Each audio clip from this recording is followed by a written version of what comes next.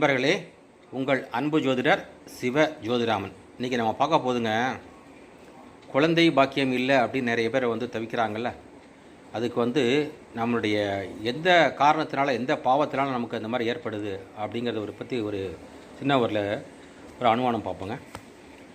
குருவை மதிக்காதவங்க, தாய் தந்தையை மதிக்காமல் போகிறவங்க, குருவை அவமானப்படுத்துகிறவங்க, தாய் தந்தையை அவமானப்படுத்துகிறவங்க, இப்படிப்பட்ட பாவங்கள் செய்ததுக்கெல்லாம் சந்ததிகள் பிறக்காதுங்க. அதாவது குருவை மதிக்காமல் போகிறது, அப்பா அம்மா மதிக்காமல் போகிறது, அது மட்டும் இல்லாமல் அவமானப்படுத்துறது. முக்கியமாக மதிக்காமல் போனால் கூட பரவாயில்ல, குருவையோ அம்மா அப்பாவையோ அவமானப்படுத்தினோம்னா குழந்தை பாக்கியம் கெடும். இதுக்கு என்ன பரிகாரம் அப்படின்னா, சின்னதாக தங்கத்தால் கிருஷ்ணர் சிலை செஞ்சு தானம் கொடுத்தீங்கன்னா சந்ததி உண்டாகும். இது என்னால் அவ்வளோலாம் செய்ய முடியாது அப்படிங்கிற பட்சத்தில் ஒரு அதாவது தங்கத்தில் கோட்டிங் கொடுத்த சிலை ஒன்று அது செஞ்சு தானம் கொடுக்கலாம். தானம் கொடுத்தீங்கன்னா உங்கள் குழந்தைய பாக்கியம் ஏற்படுங்க. அப்புறம் இன்னொரு அடுத்ததுக்கு ஸ்டேட்மெண்ட்டுக்கு வருவாங்க. கன்றையும் பசுவையும், அதாவது பசுவையும் கன்றையும் பிரித்தோம்னா சந்ததி உண்டாகாது. ஆனால் இந்த காலத்தில் யார் பிரிக்காமல் இருக்கா?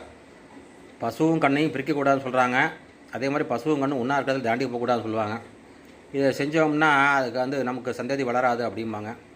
இதுக்கு என்ன பண்ணுறது அப்படின்னு கேட்டிங்கன்னா, பூமி தானம், கோதானம், அதாவது பசுதானம், இது செஞ்சோம்னா சந்ததி நமக்கு கிடைக்குங்க. ஆனால் இதெல்லாம் பழைய காலத்து முறை. இந்த அளவுக்குலாம் இப்போ மக்கள் செய்கிறதுக்கு ரெடியாக இல்லை. இருந்தாலும் இந்த பழங்காலத்து புக்கில் உள்ள விஷயங்களை உங்கள்கிட்ட நான் சொல்லிடுறேன். அப்புறம் சின்ன குழந்தைகளை மிரட்டுவது, அடிப்பது, அவர்களுக்கு கொடுக்காமல் அவர்களுக்கு எதிரிலேயே சாப்பிடுவது, இதனால் சந்ததி தடைப்படும். அப்படின்னா என்னென்னு கேட்டிங்கன்னா, அதாவது சின்ன குழந்தைங்களை ஏங்க வச்சுட்டு நம்ம சாப்பிட்றது, அந்த சின்ன குழந்தைங்களை ஏமாத்துறது. ஏமாத்துறதுன்னா ரொம்ப கொடுமைப்படுத்துறது. இது மாதிரி செஞ்சோம்னா நமக்கு அடுத்த ஜென்மத்தில் நமக்கு குழந்தை பேர் கிடைக்காது அப்படின்னு சாஸ்திரங்கள் சொல்லுது. இதுக்கு என்ன பண்ணுறது அப்படின்னு கேட்டிங்கன்னா, சேது ஸ்தானம்னா கடலில் போய் குளிக்கிறது, விளையாட்டு ஜாமானை வாங்கி குழந்தைகளுக்கு தானம் பண்ணுறது, இதெல்லாம் பண்ணிங்கன்னா இந்த கர்மா நம்மளை விட்டு விலகி நமக்கு குழந்தை பாக்கியம் ஏற்படும்.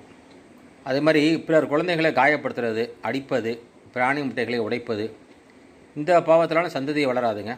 இதுக்கு புராணம் கேட்பதாலும் வெள்ளி கிருஷ்ண பிரதிமை தானம் செய்தாலும் இந்த பாவம் மகளுங்க.